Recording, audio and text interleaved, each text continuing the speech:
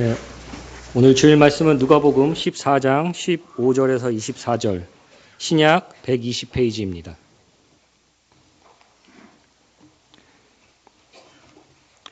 다 찾으신 줄 알고 봉독하겠습니다. 함께 먹는 사람 중에 하나가 이 말을 듣고 이르되 무릇 하나님의 나라에서 떡을 먹는 자는 복되도다 하니 이르시되 어떤 사람이 큰 잔치를 베풀고 많은 사람을 청하였더니 잔치할 시각에 그 청하였던 자들에게 종을 보내어 이르되 오소서 모든 것이 준비되었나이다 하매 다 일치하게 사양하여 한 사람은 이르되 나는 밭을 샀음에 아무래도 나가보아야 하겠으니 청컨대 나를 양해하도록 하라 하고 또 한 사람은 이르되 나는 소 5겨리를 샀음에 시험하러 가니 청컨대 나를 양해하도록 하라 하고 또 한 사람은 이르되 나는 장가 들었으니 그러므로 가지 못하겠노라 하는지라. 종이 돌아와 주인에게 그대로 고하니 이에 집 주인이 노하여 그 종에게 이르되 빨리 시내의 거리와 골목으로 나가서 가난한 자들과 몸 불편한 자들과 맹인들과 저는 자들을 데려오라 하니라. 종이 이르되 주인이여 명하신 대로 하였으되 아직도 자리가 있나이다. 주인이 종에게 이르되 길과 산 울타리가로 나아가서 사람을 강권하여 데려다가 내 집을 채우라. 내가 너희에게 말하노니 전에 청하였던 그 사람들은 하나도 내 잔치를 맛보지 못하리라 하였다 하시니라. 아멘.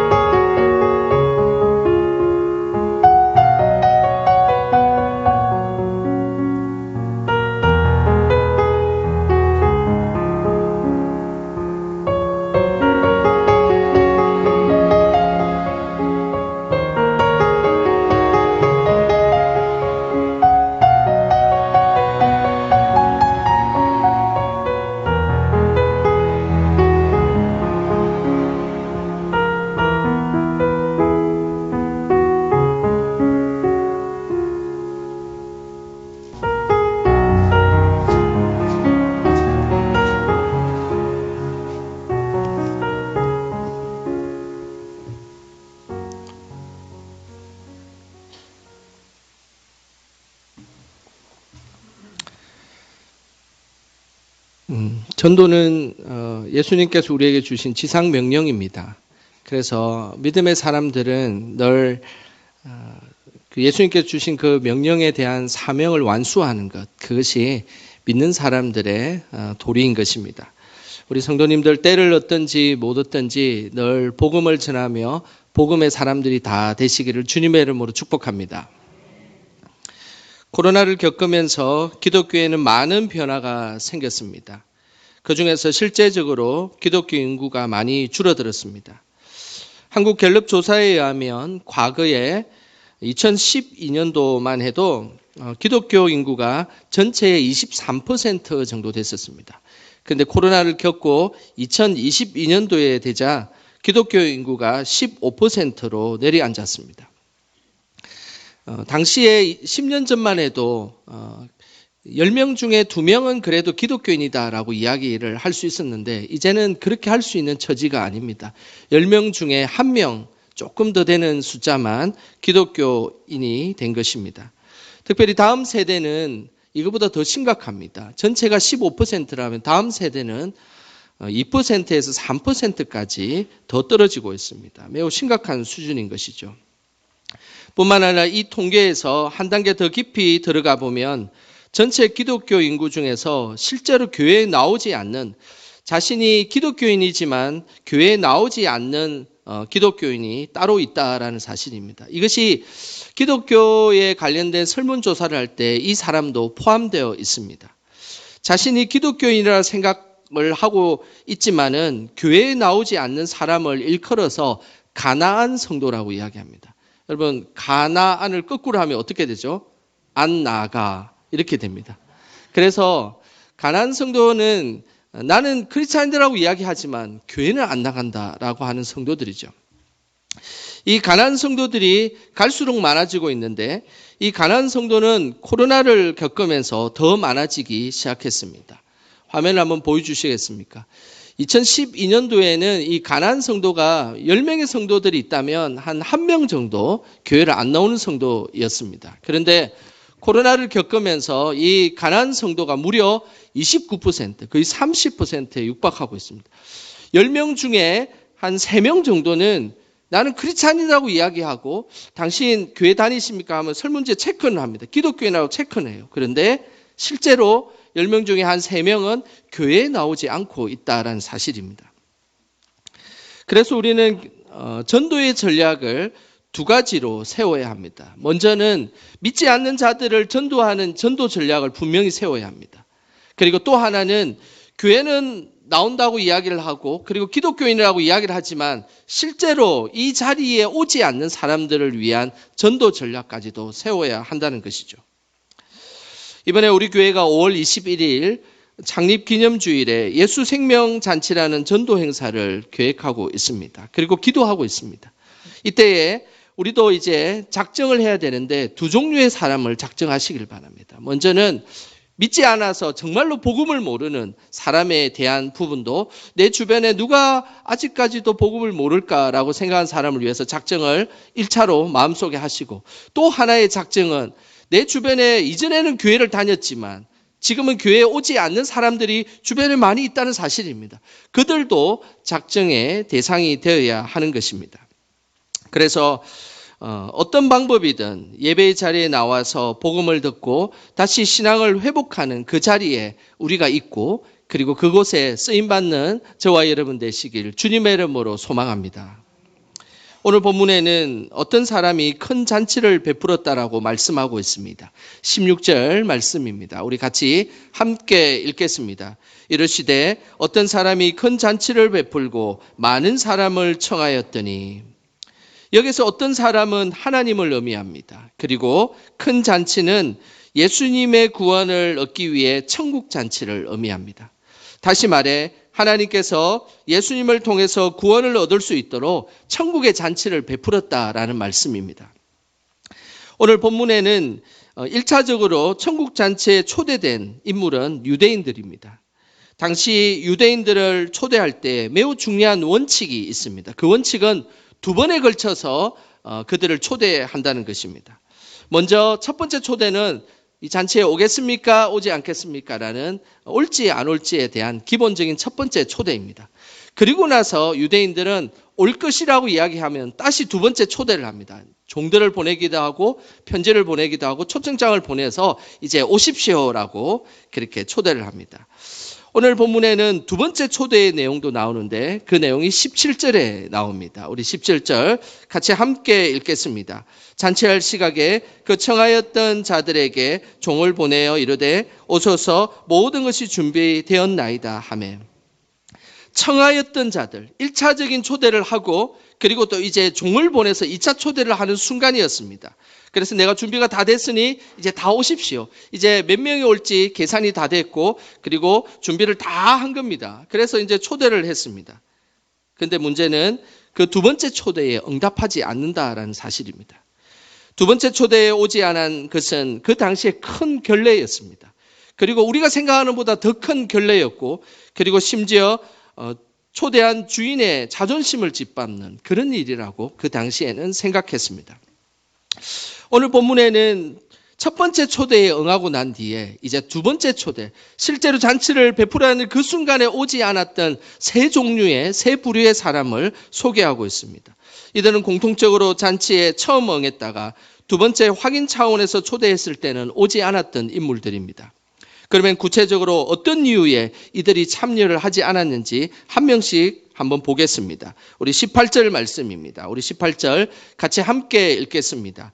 다 일치하게 사양하여 한 사람은 이르되 나는 밭을 샀음에 아무래도 내가 나가 보아야 하겠으니 청컨대 나를 양해하도록 하라 하고, 먼저 밭을 샀는데 그 밭이 어떤 밭인지 둘러보고 초대에 응할지 말지, 그리고 궁극적으로는 초대에 가지 않겠다라는 것입니다. 이것은 일에 관련된 핑계입니다. 당시 이스라엘 문화는 자신의 밭을 사거나 파는 경우에는 매우 세심하게 그것을 관찰하고 그 밭을 삽니다. 어떨 때는 몇 달, 어떨 때는 심지어 1년에 걸쳐서 살펴보고 난 뒤에 밭을 삽니다. 농부는 자신의 밭을 구입하기 전에 토질, 배수로, 그리고 겨울에 그 땅에 볕이 잘 드는지를 꼼꼼하게 살펴보아야 합니다.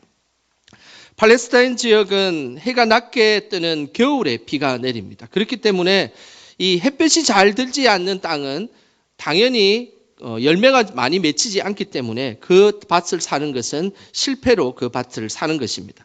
그런 이유 때문에 이스라엘 사람들은 밭을 살 때 몇 달을 쳐다보고 볕이 잘 드는지, 그리고 봄, 여름, 가을, 겨울을 다 지나서 볕이 일관성 있게 잘 드는지를 꼼꼼하게 살펴보고 난 뒤에 밭을 산다는 것입니다. 그런데 오늘 이 18절에 나가보아야 한다. 자신이 밭을 사고 난 이후에 나가보아야 한다는 것은 다시 밭을 사는 것과 동일하게 관찰하고 사사시 살펴보고 그런 행동을 한다는 것입니다. 이 행동은 밭을 사기 전에 해야 될 행동이지 밭을 사고 난 뒤에는 굳이 이 행동을 할 필요가 없는 것이죠. 결국 이것은 뭘 의미하겠습니까? 초대를 받았는데 내가 그 잔치에 가지 않겠다라는 핑계에 불과한 것입니다. 이전에 청년부 사역을 할 때 있었던 일입니다. 청년들에게 교회 일들을 좀 도와달라고 봉사를 요청한 적이 있습니다.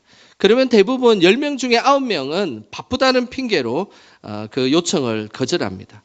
그런데 신기하게도 그들이 그렇게 바쁘다고 이야기하지만 애인이 생기니까 시간이 남아돌기 시작했습니다. 그러면서 밥도 먹으러 가고 놀러 다니기도 하고 좋은 경치 좋은 곳에 스타벅스 찻집에 가서 차를 마시기도 하고, 바빠서 못한다고 하는 그 사람들이 자신의 카톡 자기 프로필에 온갖 놀러 다니는 것을 찍어 올리고 페이스북과 인스타에 온통 놀러 다니는 것을 올려놓았던 것입니다. 그래서 저는 생각하기에 얼마나 바쁘길래 이렇게 놀러 다니는 곳에 바쁘구나 이런 생각을 해보았습니다. 항상 주님께서는 우리가 봉사하는 자리, 믿음의 자리에 초대할 때가 있습니다. 그때는 늘 이렇게 핑계를 대지 말고 바로 그 봉사의 자리에 나오시기를 부탁드립니다. 청년들만 저는 그렇다고 생각합니다. 여기 우리 영광의 모든 성도들은 하나도 바쁘지 않고 봉사하는 자리에는 열심을 다해서 아마 봉사한 줄 저는 믿고 있습니다. 이렇게 믿는 사람들도 핑계를 대고 있는데 믿지 않는 일반인들, 교회 나오라고 하면 얼마나 많은 핑계를 대겠습니까? 이 모양 저 모양으로 핑계를 댈 것입니다. 그런데 그것을 우리는 극복해서 하나님 잔치에 초대해야 하는 것입니다.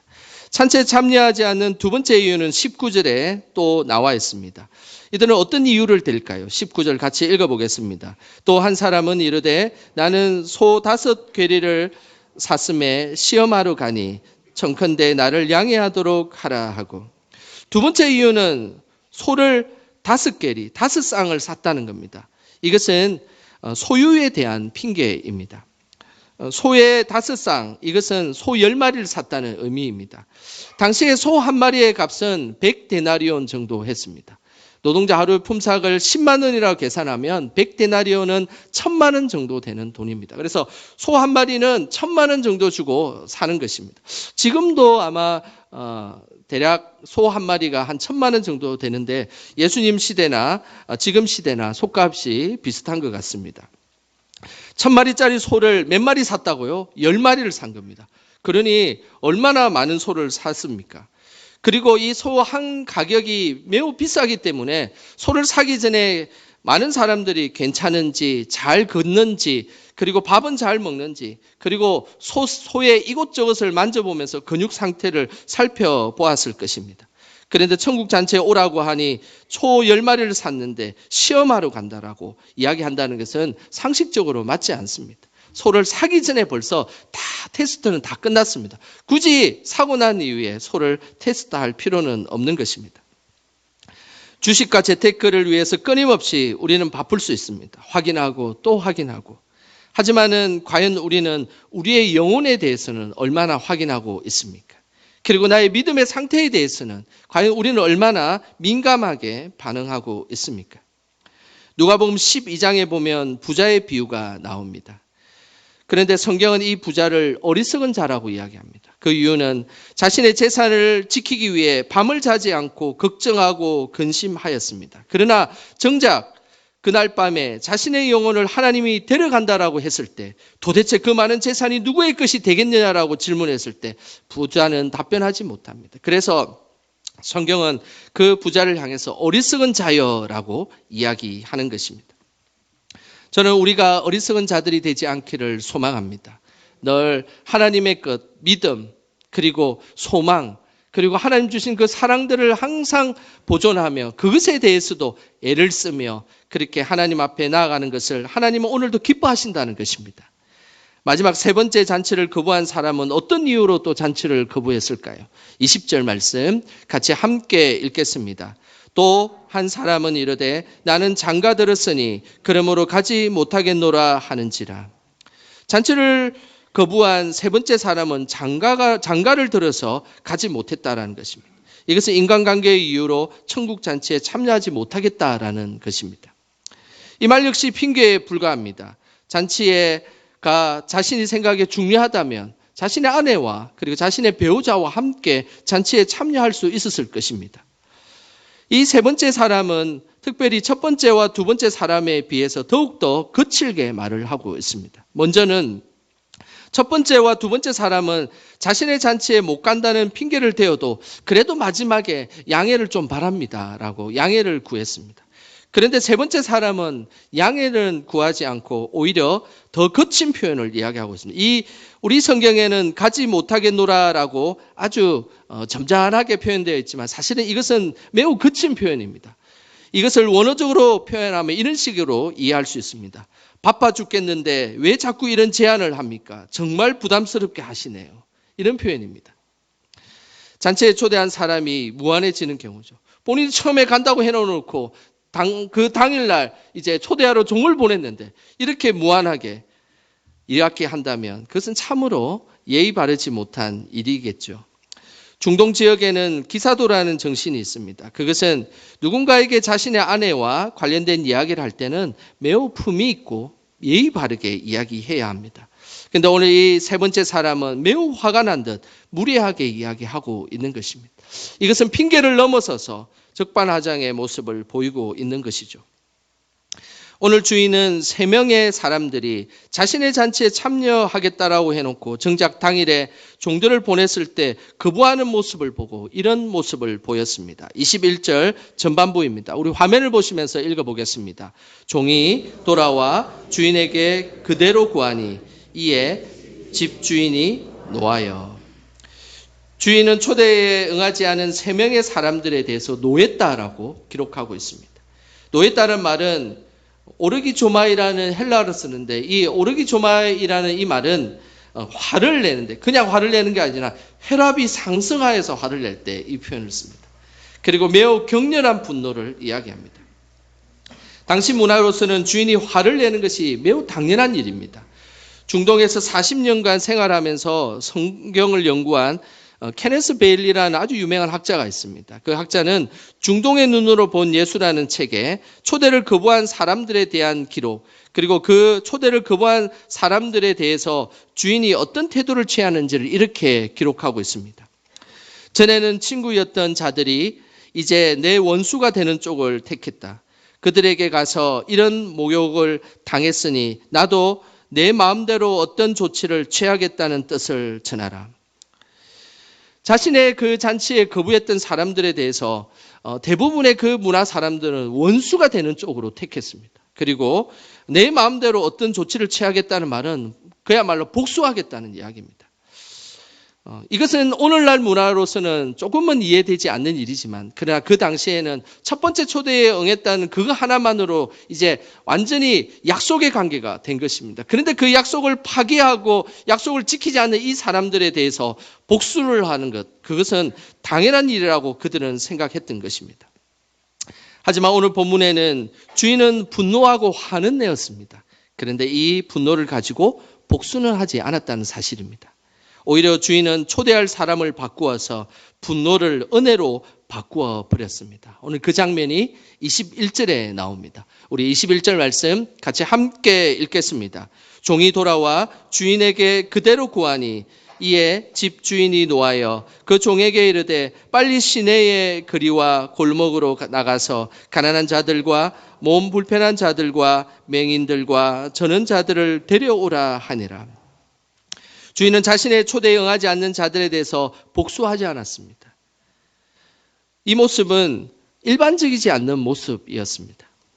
주인은 복수하지 않고 오히려 초대할 대상을 이제 바꾸었습니다. 사실은 처음에 초대한 대상은 이 성경의 맥락상 유대인들을 이야기합니다. 이들은 하나님의 은혜로 미리 하나님을 알았고 하나님의 백성이 되었습니다. 그러나 예수 그리스도의 복음을 거부하자 하나님은 유대인을 넘어서서 모든 사람에게 천국잔치에 올 것을 초대한 것입니다. 하나님은 우리도 천국잔치에 참여시키는 자로 있기를 원합니다. 천국잔치에 초대하면 수많은 핑계와 말도 되지 않는 이야기들을 분명히 들을 것입니다. 우리는 뻔히 그 이야기가 거짓말이라는 것도 알고 핑계라는 것도 알 것입니다. 그래도 우리는 천국잔치에 이들을 초대해야 합니다.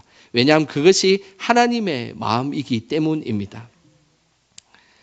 종들은 주인이 시키는 대로 시내의 거리와 골목에 돌아다니며 사람들을 가리지 않고 눈에 보이는 대로 천국잔치에 초대했습니다. 가난한 자들도 있었고 몸이 불편한 자들도 있었고 맹인도 있었고 저는 자도 있었습니다. 어쩌면 잔치의 품격과 분위기에 맞지 않는 사람들이었습니다. 그런데 주인은 그것은 별로 상관하지 않았습니다. 잔치의 품격과 분위기에 맞지 않더라도 그들을 초대하는 것이 마땅하다라는 것이 주인의 마음이었던 것입니다. 우리도 전도잔치를 하게 되면 이런 생각이 들 때가 있습니다. 충분히 그런 생각이 들 수가 있습니다. 한번 교회에 나오고 이제 저 사람은 안 나올 거야. 그리고 선물만 받아가고 분명히 안 나올 거야. 이런 생각이 들 때가 있습니다. 그러나 그럼에도 불구하고 우리는 그들을 초대해야 된다는 것입니다. 사실 우리도 잘 생각해 보면 무슨 특권과 자격이 있어서 이 자리에 앉은 것이 아닙니다. 그저 한량없이 베풀어 주시는 어느 누구도 잔치에 초대받을 수 있고 올 수 있는 그 천국 잔치에 우리가 초대받았기에 우리가 이 자리에 있음을 믿음으로 고백하시길 바랍니다. 종들이 최선을 다해서 천국 잔치에 초대를 했는데 잔치집에 사람들이 다 차지 않았습니다. 그러면서 이때의 주인은 그 종들에게 자신의 한계를 넘어서서 복음의 전도자가 될 것을 요청하고 있습니다. 23절입니다. 우리 같이 함께 읽겠습니다. 주인이 종에게 이르되 길과 산 울타리 가로 나가서 사람을 강권하여 데려다가 내 집을 채우라. 종들은 처음에 주인의 시킨 대로 자신의 동네와 골목 거리에 자신이 그냥 지낼 수 있는 바운더리 안에서 열심히 전도를 했습니다. 그런데 그곳에 천국잔치에 사람들이 차지 않았습니다. 이때 주인이 말했습니다. 내가 지금 가지고 있는 동네와 골목을 넘어서서 큰 길가로 와서, 이 길이라는 것은 큰 길을 의미합니다. 큰 길가를 가고 산 울타리를 넘어서서 너가 하나님의 복음을 전해야 될 것을 요청하고 있는 것입니다. 이것이 하나님 아버지의 마음입니다. 우리의 한계, 우리가 생각하는 것들, 이곳에서 전도를 해야 되지. 저도 전도잔치를 앞두고 좀 곰곰이 생각해 봤습니다. 저는 항상 지금 교회에서 살고 있고 만나는 사람마다 다 크리스찬들이고 그리고 만나는 사람보다 제가 저를 향해서 아저씨라고 부르는 사람을 일주일 동안 한 번도 제가 들어보지 못했습니다. 다 목사님 이렇게 불렀지 그런 이야기를 듣지 저를 향해서 아저씨 당신 누구신데요? 이런 이야기를 사실은 일주일 동안 한 번도 들어본 적이 없습니다. 그 이유는 저희 주변의 바운더리는 다 크리스찬들이고 성도들밖에 없다는 것이죠. 그래서 누구를 초대할까? 이번 전도잔치에 누구를 초대할까? 저도 기도하고 있습니다. 하나님의 마음은 우리가 한계를 넘어서서 사람들을 초대하기를 기대하고 있습니다. 그렇게 복음을 전하기를 기대하는 것입니다. 하나님의 교회는 늘 그렇게 우리의 상황과 한계를 넘어서서 복음을 전한 자들을 통하여서 성전이 채워지고 아름답게 부흥하기를 하나님은 오늘도 기대하고 계신다는 것입니다. 예수님의 옛자도 몰랐던 우리나라에 이렇게 많은 사람들이 예수님을 믿게 된 것은 모두 자신의 한계와 상황을 넘어서 복음을 받아들였던 믿음의 선배들이 있었기에 우리가 이 자리에서 예배를 드리고 있음을 우리는 기억해야 합니다. 전라북도 김제에 가면 1908년에 세운 금산교회라는 곳이 있습니다. 우리 교회도 이곳에 탐방을 한번 갔다라고 제가 들은 적이 있습니다. 화면을 보시면 이것이 금산교회입니다. 이 당시에는 유교 문화가 매우 엄격한 곳이었습니다. 그래서 교회를 짓긴 지었는데 어떻게 지었냐면 기역자 모양으로 교회를 지었습니다.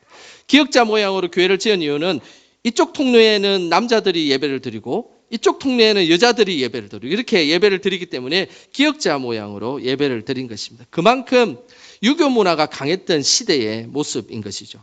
실내를 한번 볼까요? 실내는 이렇게 되어 있습니다. 강대상이 그 기역자에 부딪히는 부분에 강대상이 있고 이 강대상도 자세히 보면 한쪽을 향하고 있지 않습니까? 누구를 향해서 설교하고 있을까요? 남성을 향해서 설교하고 있고 여성들은 옆에 목사님의 옆을 봐야 보는 그런 상황이었습니다. 이렇게 시대에 여성과 남성이 엄격하게 구분되는 유교 문화 시대에 살았던 그 흔적이 이 금산교회에 있습니다.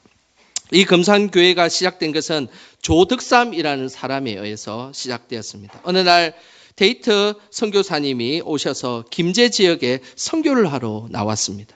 그때 조덕삼이라는 사람을 만나게 되었는데 이 조덕삼이 이렇게 선교사님에게 질문했습니다.